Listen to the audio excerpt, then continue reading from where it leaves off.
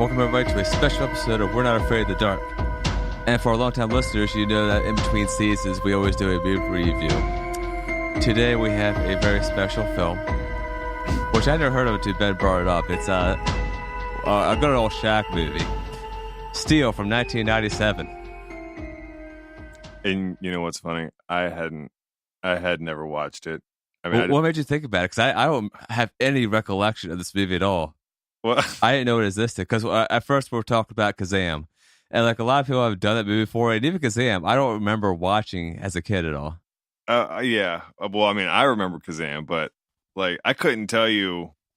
I know it's a kid that finds a fucking lamp or something, and then like he wishes for like a new bike, and it's all like gold and decked out and shit. But like, I couldn't tell you the fucking like anything else that happens in that movie. Yeah, well, the story is that me and Ben were supposed to call this episode Shaq Films of the 90s. However, I've been really limited on time lately, and Ben got really, really wasted while watching this film last night, so I didn't have time to watch Kazam.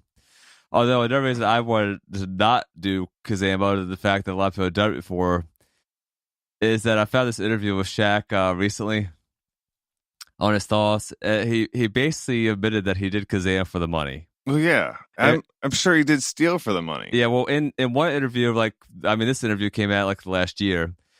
He wouldn't answer how much he made. However, I found another interview from like 2012 that I put in the show notes where he admits he made like $7 million off that movie.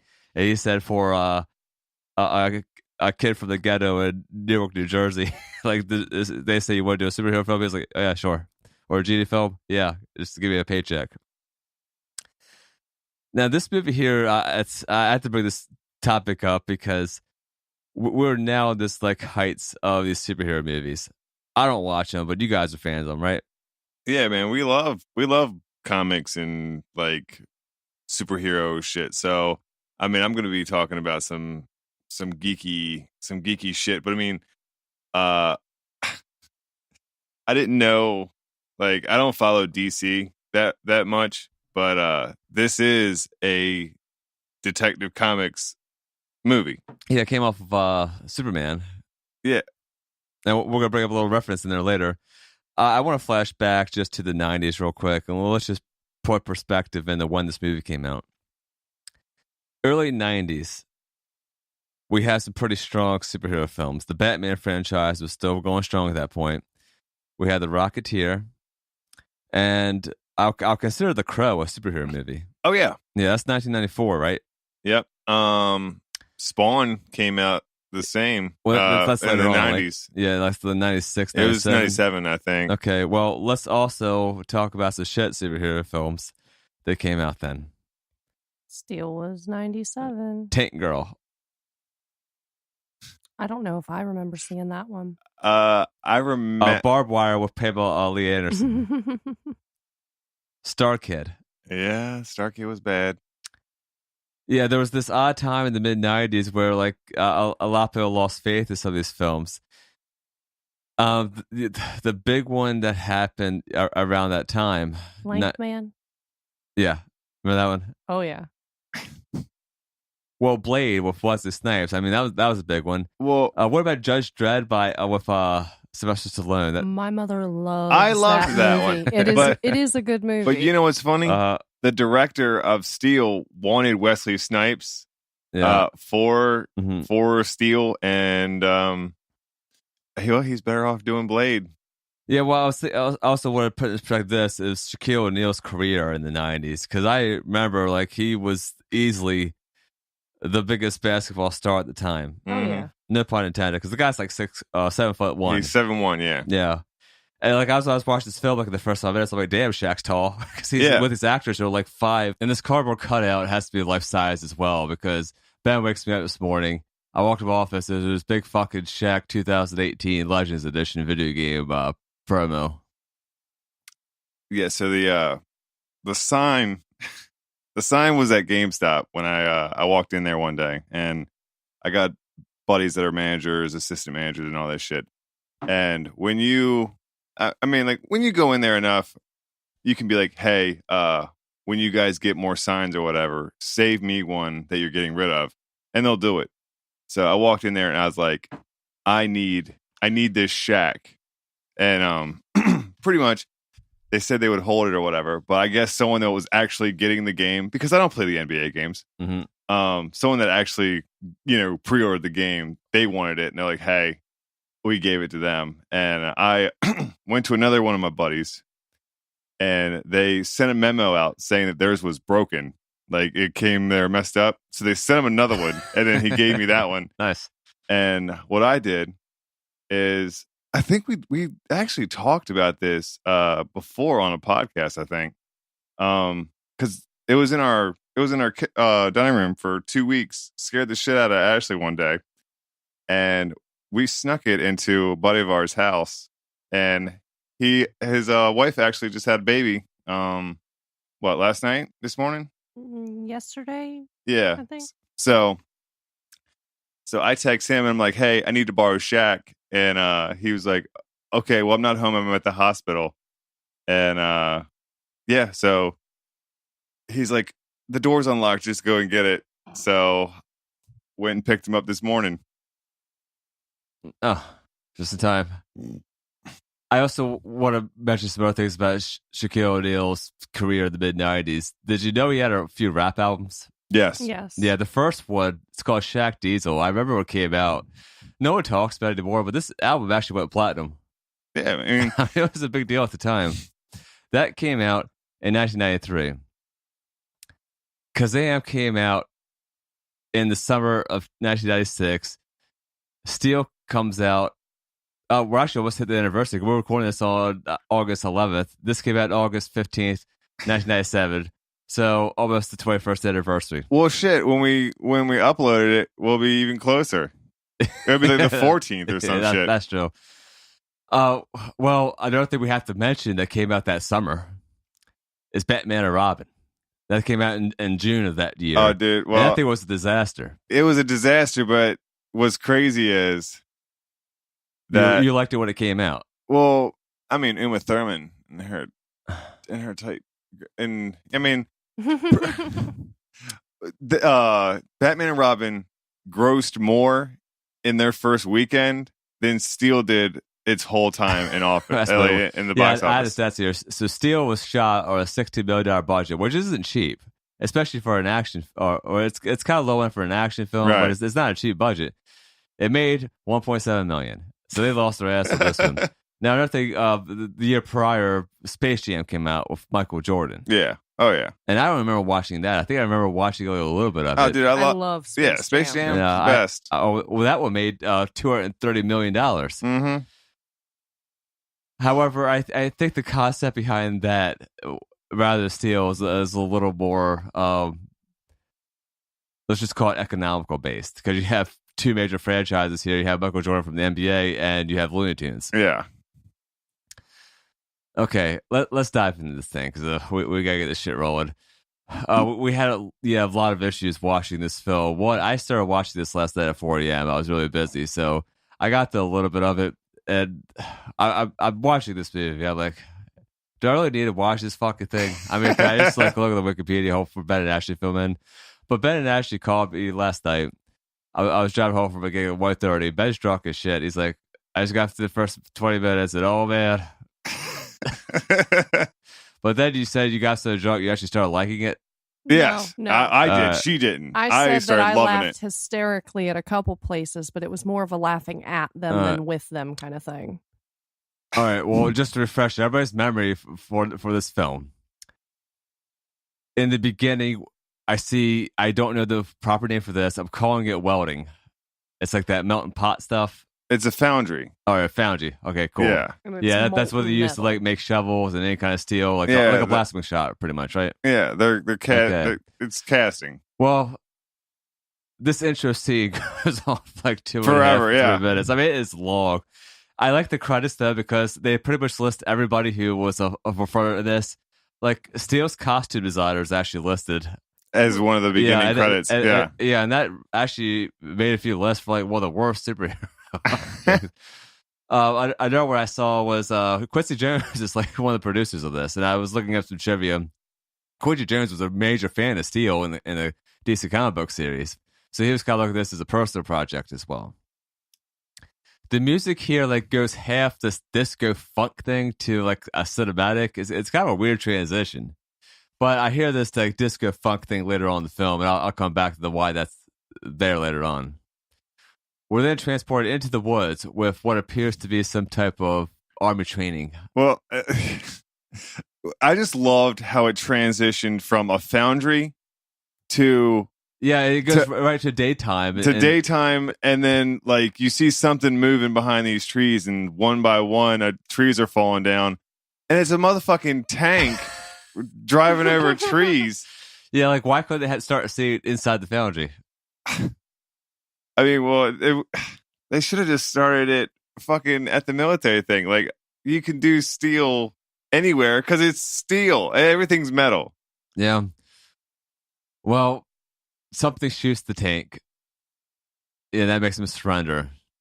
We meet John Henry Irons. Oh, who's Shaq's character. I'm gonna call him Shaq in this podcast just to make it easier. Okay. Oh, well, I'm glad you did say the name though, because when okay, so they never call him Steel. They never call him Steel. You always hear John Henry or you hear Irons. Yeah. So I wasn't sure if John Henry was his costume persona, because no one ever says Steel, and then anyone that like talks to him will call him John. Okay, John Henry. That's not much of a stretch because Hammer. Like we all know the folk the folk tale and all that stuff. So yeah, I wasn't sure about that. We meet some other. By the way, I didn't look up IMDb before I started watching the film. We're gonna meet some other army people here.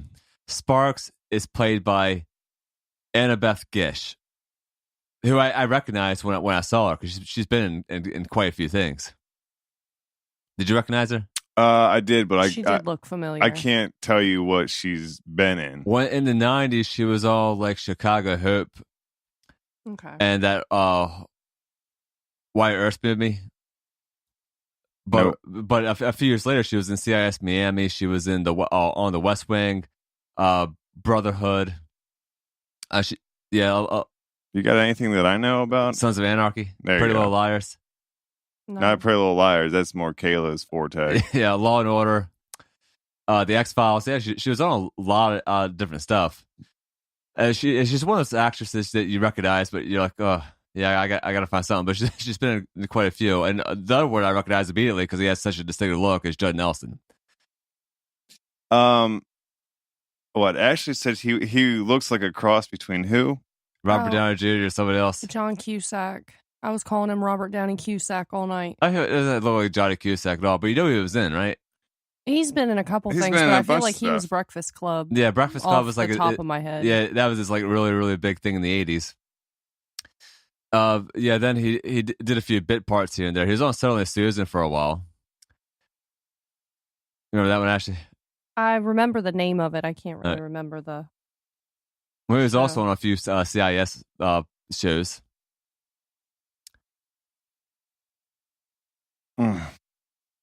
Although the other guy, what the hell is his name in this fucking film?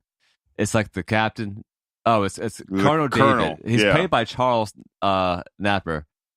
He's since deceased, but do you remember him or his voice? Yeah, he was in Austin Powers. Yeah, well, he's also the fucking.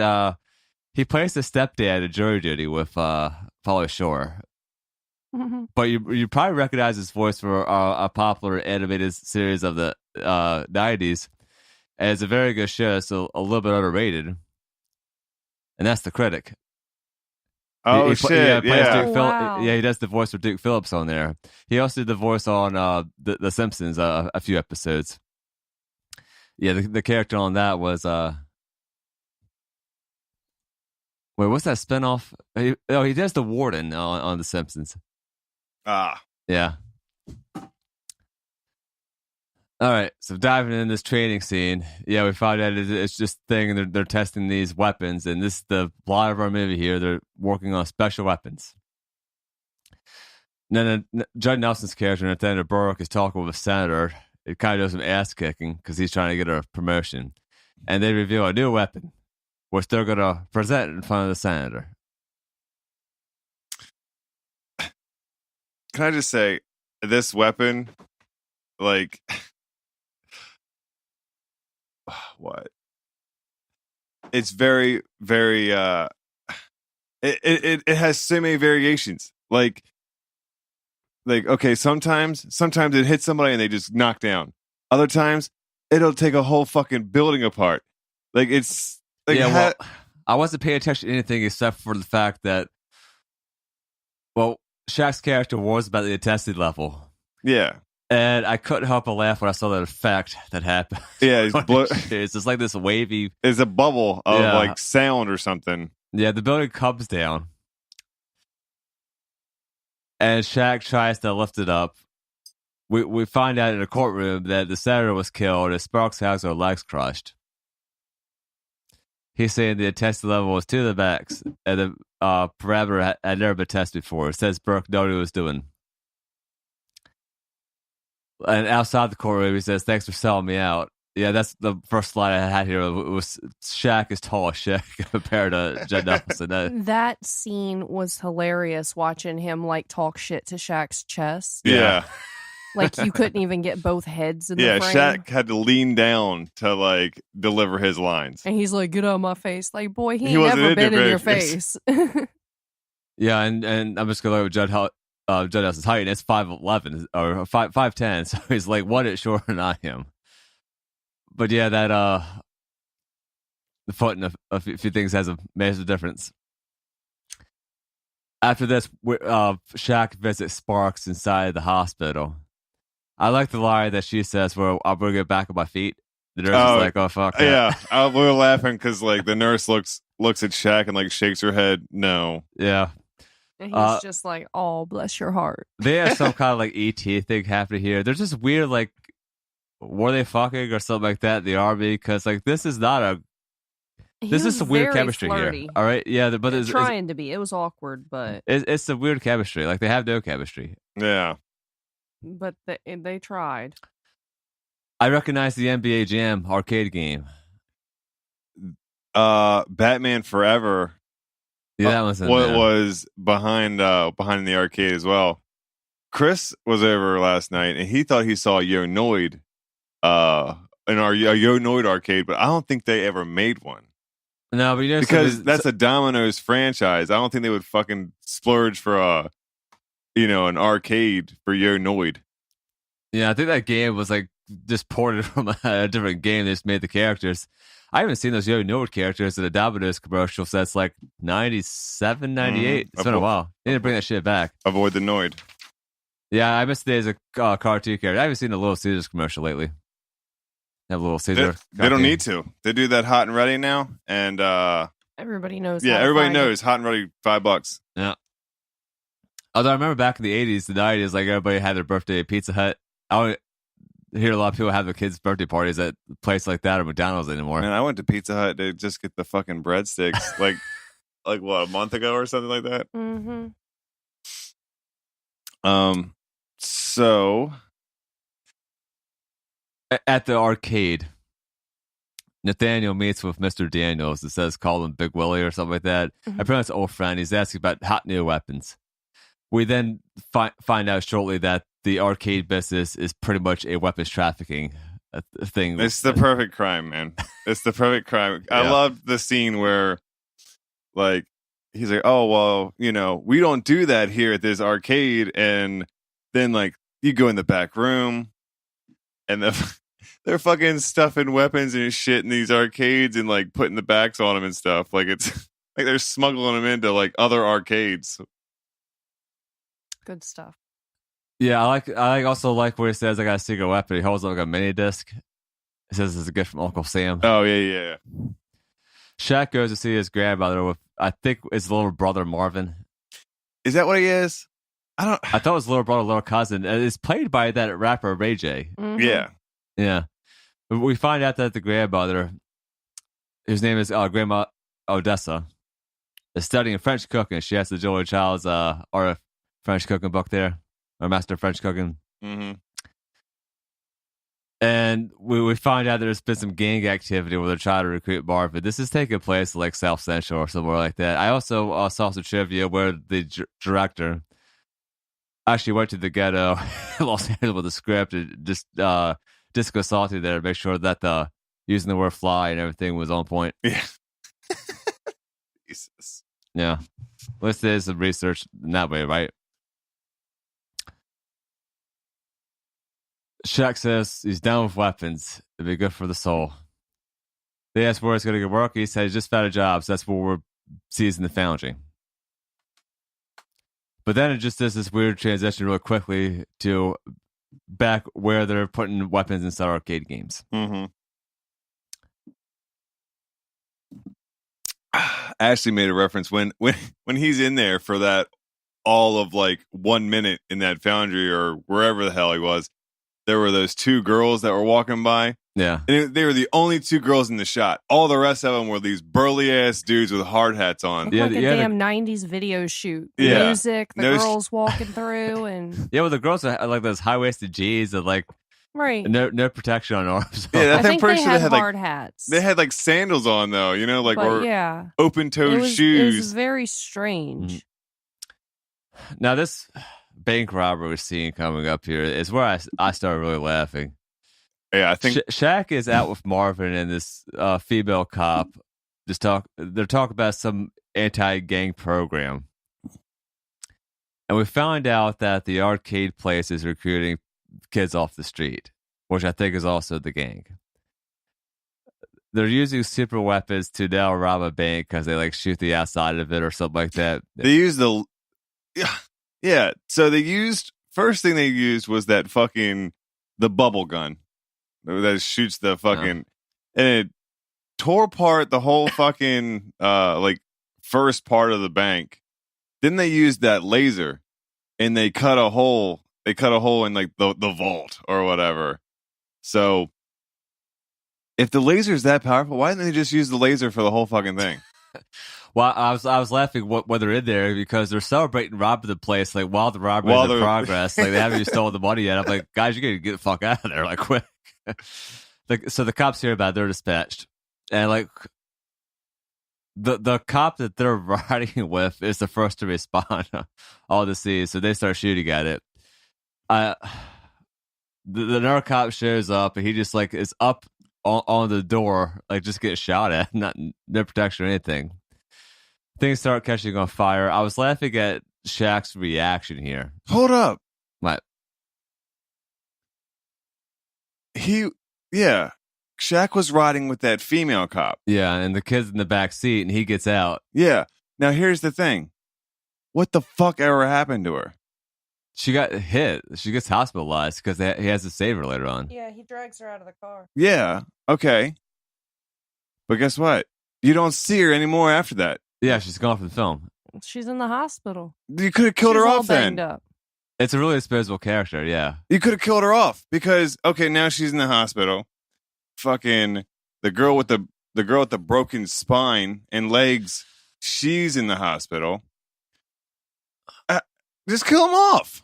Kill off the cop so then he really has a reason to go after these teenagers that have already got eye patches and shit. I wasn't even thinking about the plot or any logical things at that point because I was just laughing at the acting. Because the acting is absolutely terrible here. Oh yeah, we were fucked up last night. Like I was on Instagram Live taking just chugs of fucking vodka. On our Instagram or yours?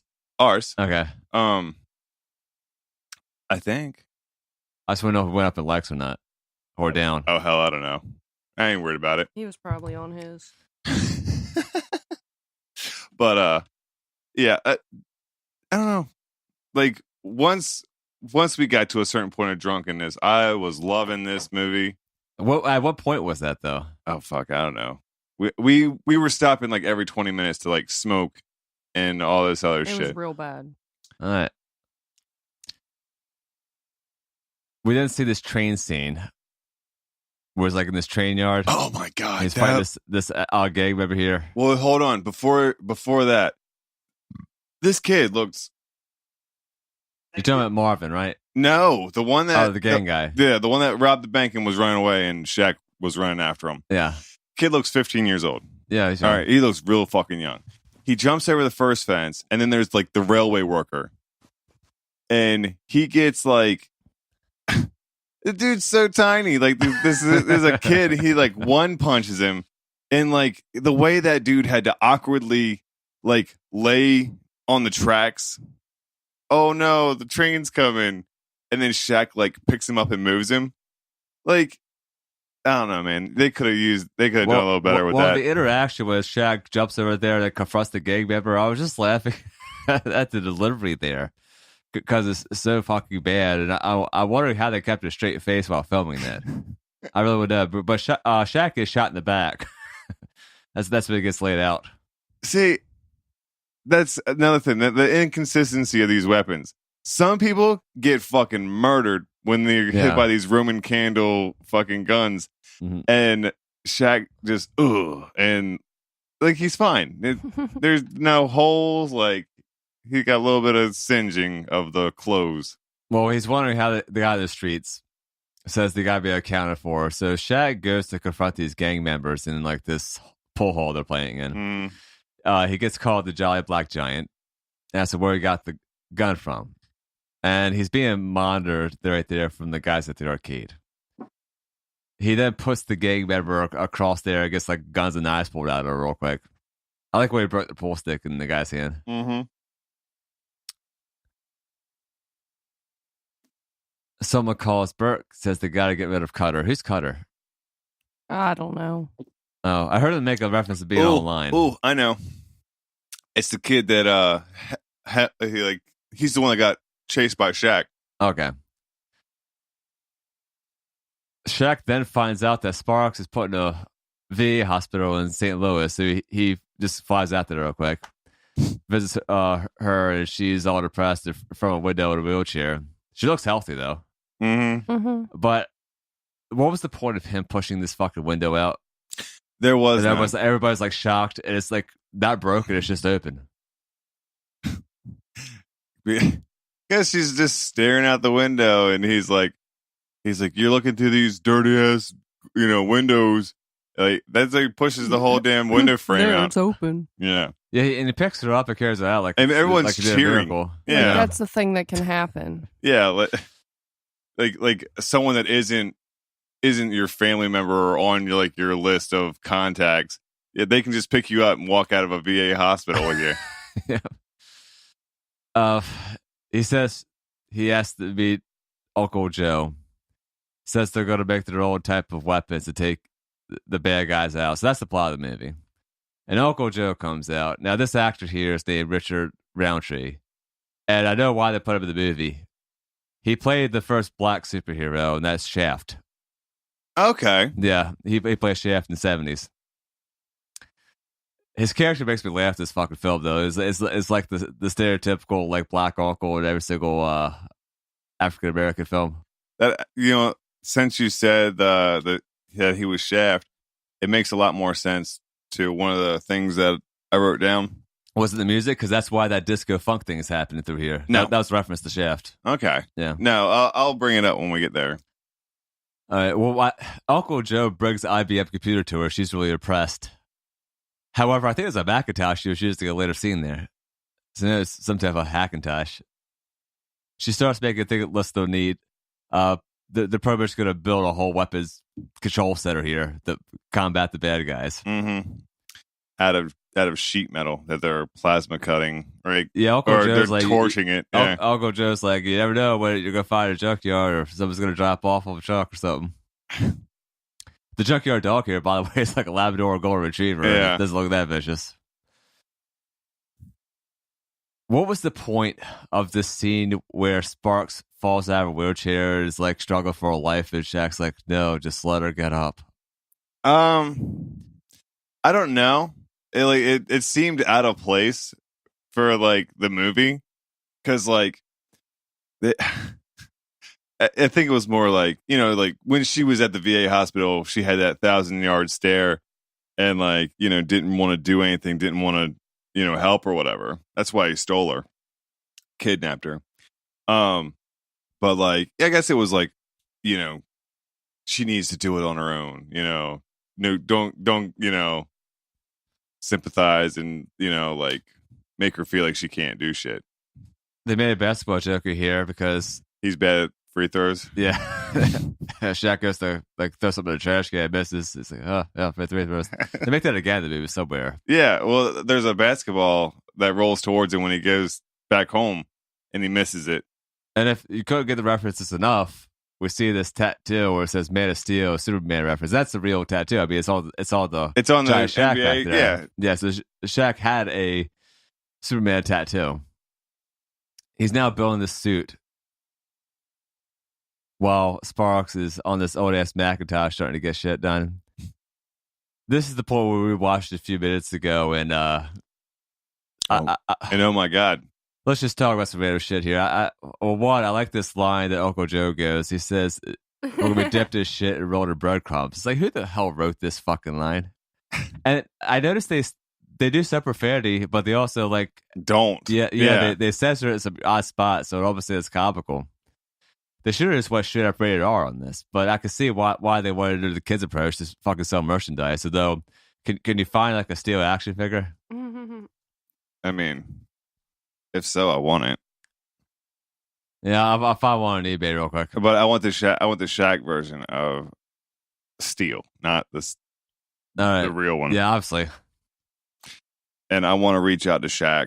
Can you talk about this dumpster scene real quick with a motorcycle? Oh well, that's after the first heist that they did, right? Well, when he gets in the suit or whatever, they're robbing the place and he's all suited up, and when he's leaving to go after them, he like walks behind the dumpster. And all of a sudden, there's a fucking motorcycle.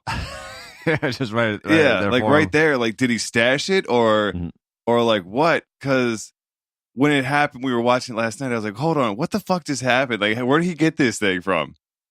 And oh my god, yeah, it's what the fuck. He should have like had him put it there, like shown it. So you're not like, what the fuck is going on? That's the same scene where like he finds that older white couple and gives back their stuff, right? Thank you, baby. Yeah. What are you guys drinking now? Oh yeah, well I am. She is too, I think. This one more sober podcast. Record this on a Saturday afternoon. Oh shit! There it is. She was quick on the checker. She sent it right to me. Nice. $60. Christ, that's 20 times more than I paid to watch Steel. Wait, you paid $20 to watch this? I paid $3. Okay. And it wasn't worth that. Hey. There you go. Yeah, I'm pretty sure that's not true. I did laugh some. Yes. Yeah, it's Ephemeral Entertainment. They are trying to rob our Federal Reserve building and cause some telephone power things to go out. All this while Burke knows that Irons is like after him. Like he knows that, like, I don't think Irons ever says, or Shaq ever says that, like, oh, I know who's doing this. He never says that.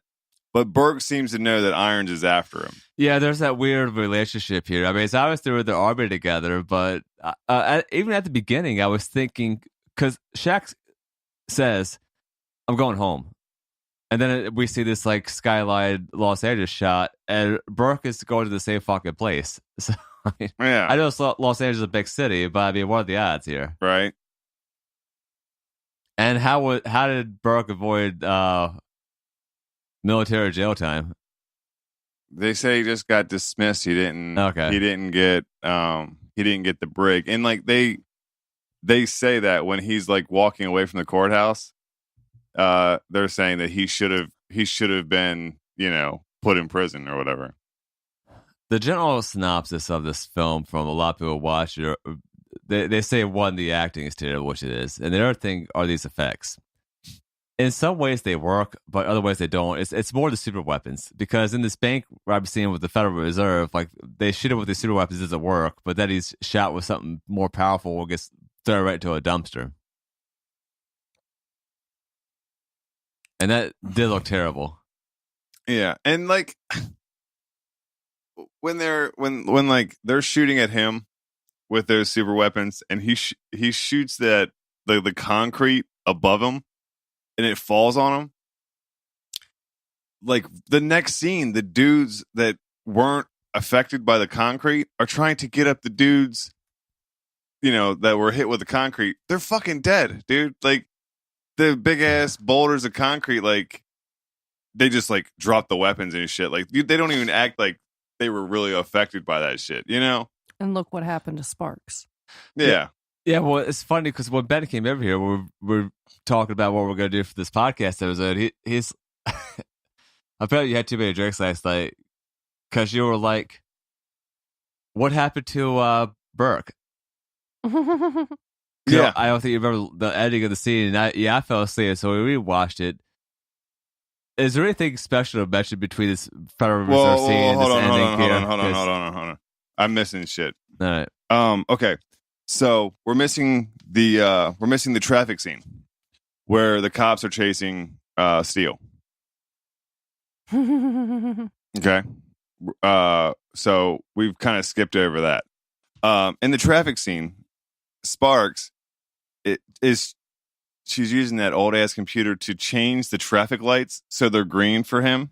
Yeah, that was doing that the scene going up there. Okay, so she's doing that, and she's like, "Hold on, I'm gonna turn them right now." Well, she turns it green, and he's going through, but he still has to dodge the fucking cars. So what was the point?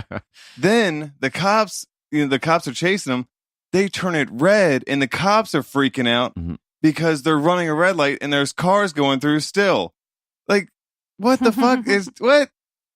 Then it's lawlessness. Yeah. Then Uncle Joe says he's getting too old for this, and it's the first night of John or Shaq being Steel. How you getting too old for it? It's your first fucking time. But it's because he was Shaft. So that makes sense. Yeah, that'd be a good reference. At least they put some thought into that. Yeah. So he also says it's a good thing that it's stainless, or else he'd be rusted. It didn't make any sense because there was no water. Yeah, I was thinking like he didn't get wet. And it takes a while for things to rust. Yeah. When Shaq shoots those concrete things at the Federal Reserve building, and he shoots that tear gas out, that was the sound effect from the rocket launcher on fucking GoldenEye. And it's all coming from the same barrel. Like those Roman candle shots that they're doing, and the tear gas is all coming from the same fucking barrel. Tell me how that works. Well, back then, the production, they're probably using the same, like, high-end at the time sound library. And some of the production's like, oh, this sounds good. Man, this movie's a mess, man. I know, but it's such a funny mess. The actual, like, when shit's on fire in the film and the sets, I didn't think that was that bad looking. Yeah, no. It's just like the effects with the weapons look terrible. I don't know. I feel like they should have they should have worked more on, like, I guess, more explanation on things. Well, I found an article here. Came out in 2017. It says 20 years later, Steel director admits Shaq was probably a bad choice for Steel. And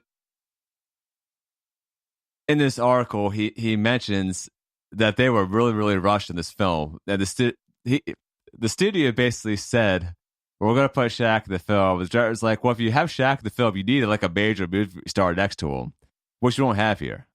I mean, we have some people that are known, but it's not like a major star in the mid-90s. And see, another thing that they ran into problems with is because, like, Shaq can't do anything too crazy. He doesn't have a stunt double that's fucking 7 feet 1 inches they tall. said they couldn't find somebody. Yeah, so he's not going to do anything too crazy, because if he gets injured, fucking his $1 million contracts in the NBA and all that shit for this movie, like, fuck that. So that's why he doesn't really do anything too crazy. Yeah, in this article here, he's asked about the question of special effects. He said it's all time and budget. Like he admits that scene with the female cop, it's very, very questionable. I'll be honest. You said this movie took how much to make? It's $16 million. I feel like somebody walked away with some money Well, afterwards. I mean, a quarter of that was Probably Shaq. yeah, a third of it at least. True. I was gonna say because there were some places that were lacking. Well, let's fast forward to end here. This attack against the arcade versus Steel at this point. Yeah. Why did Burke shoot the financer? Because he didn't want to split the money. Okay, well that makes sense. Someone's attacked by a dog. I like the flames come out of the wheelchair. Oh yeah, that fucking wheelchair had more shit on it than that chair from Wild Wild West, and that had fucking spider legs and shit on it. How did Shaq fall down? Was he shot with a bubble gun? Yeah. So he was shot with a bubble gun. Are we sure? I don't know. Because then he shot. Burke tries to shoot him with that one that's mounted to that Humvee, which is bigger, and it bounces off of his back and hits Burke and kills him. Yeah, that was the and we forgot about it. But I was when I rewatched, I'm thinking like that was it. I mean, yeah, you build the whole movie up, and that's the the bad guy. And that's why I had to ask you what happened to Burke, because it happened so fast. There was no like battle where they're like shooting at each other and like, you know, like it's not tense at all. Like no build up. No. Yeah, he literally Shaq and this kid are like running away. Burke shoots him in the back. It ricochets off his back, hits Burke and kills him. Like that was it? For real?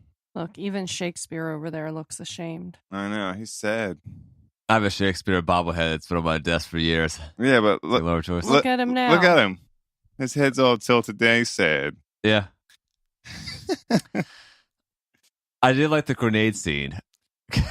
That grenade just takes a while to explode. Yeah, that had a long ass timer on it. Yeah. I mean, the flames and stuff there looked okay. I mean, it did look terrible there. Well, the movie ends. Everybody's feeling good. Apparently, the guns are off the streets. These super weapons. And Grandmama Destin now has a French restaurant. Yeah, and then Sparks had made modifications to her wheelchair, stand up, so she can stand up. And what does she do? What does her and Shaq? AT phone home. No, they hug. Oh yeah, all this romantic Baby tension, and yeah, touching tips together. It was completely unnecessary. At least it was kiss so her. Weird. Kiss her or you know, whatever. Everything about it ends in an awkward hug. Weird. I'm just wondering also why did CGI? I know at the time it was it's busy, but Jumanji has CGI, even though it looked like shit, and that was around the same time. She has legs that look normal. Like I thought her legs got crushed. Right. They could have done a Lieutenant Dan thing happening there or something. Mm. But who was this movie for? I don't know. Well, I mean, it's. I don't really consider it a kids movie, but I don't consider it. But I feel like they were either. gearing it more towards kids with the way they were keeping the interactions between him and Spark. Like it seemed like they were trying to keep it super clean. Maybe just a little suggestion of.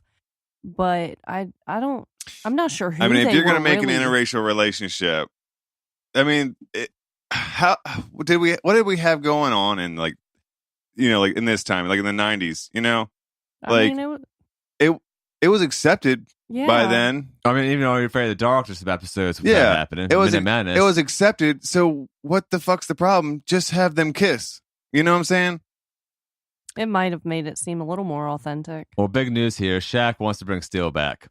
No. I found an article here from January this year. Don't do it, man. He says he wants to do an Avengers film with Steel fighting Robert Downey Jr.'s character. That's what I'm talking about. We're going to reach out to Shaq because I want him to autograph my Shaq foos, both All of them. his Shaq, everything. And this giant poster back here. Well, no, because that's... Well, we maybe. I'll send him a care package with Steel, Kazam, both of the Shaq foos, and we'll give him some stickers too. But end goal, I want the big orange couch. Yeah, it's rumored that Shaq owns one of the big orange couches. Although, I think we're better off since you create that midnight society chair. We need to just start doing upholstery furniture and stuff and build our own Snicks sofa. I mean, it doesn't look that difficult if we just find like the frame of it, and then we just need to find the upholstery that's orange. Oh my God. Well, yeah, this movie was a piece of shit. It wasn't. We've seen worse movies. I could make fun of Three Ninjas more, but I think Three Ninjas was more enjoyable to watch. I mean, this was nothing like memorable happens.